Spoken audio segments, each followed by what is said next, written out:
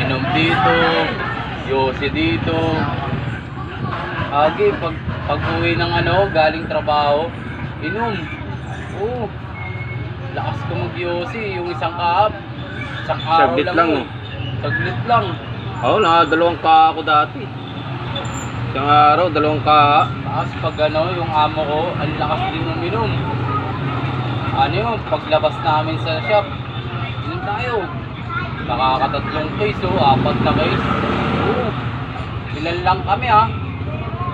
Wala ka pang juice nun. Ha? May juice ka na pero hindi mo pa kilala Oo. talaga. Sisimba na rin kami nun. Pero yung talagang ay.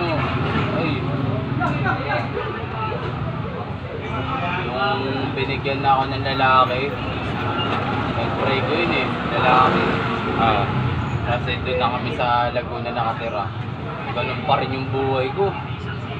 Masalamut pa rin, puro inom pa rin. Inom, bilo pa rin.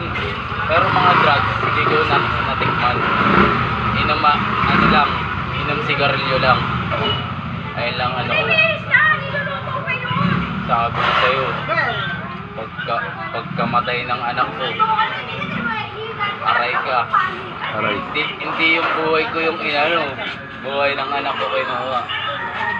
Kaya nga sabi sa may pagpapala, may pagpapalo sa tunay ng anak ng Diyos. Eh, nakalasap na ako ng katotohanan Bakit ka pa umano? Paano ko na? Sabi ko, uwi na ako. Sabi ko sa amo ko dun sa Laguna. Nagkatampuan kami. Kasi sabi niya, lalakihan niya na yung sahod ko pero di pa rin. Tapos yung SS ko, Japik, Pag-ibig, Philhead ko, daw ganyan na. Di pa rin. Nag-iisang taon na ako kalahati. Isang kalahating taon na. Wala pa rin. Wala pa rin. Ako boss. Dapat di naman po ganun, sabi ko. Dapat hulugan niyo na po yung ko. Benepisyo ko kasi tignan nyo nga po nangyari sa akin. Muntik na mabiyak yung kamay ko.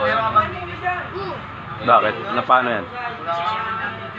Nagbaba ako ng transmission ng sasakyan. Naipit. Sa biyak yan biyak. Buti hindi ko manon lang Dobless lang biyak ko. Eto, nagaganong ko.